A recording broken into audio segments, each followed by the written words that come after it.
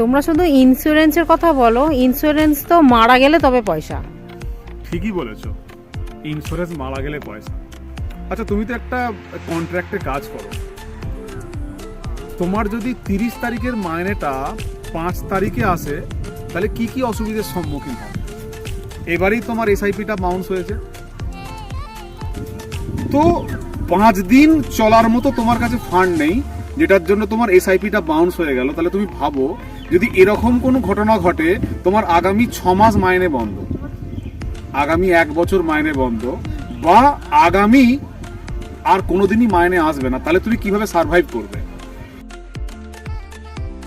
Insurance মানে কিন্তু লাভ নয়, ইন্স্যুরেন্সের মানে হচ্ছে ক্ষতিপূরণ। অবশ্যই একটা মানুষের যত টাকা মান্থলি রোজগার, তার মিনিমাম 300 গুণ 300 টাইম ইন্স্যুরেন্স ভ্যালু হওয়া দরকার। আপনার মান্থলি রোজগার কত আপনি আমাদেরকে জানান, আমরা আপনাকে বলবো আপনার ইন্স্যুরেন্স ভ্যালু কত হওয়া উচিত। তো সেই কারণে অনিশ্চয়তাটাকে নিশ্চয়তাতে বদলাতে অবশ্যই ইন্স্যুরেন্স করুন। Thank you.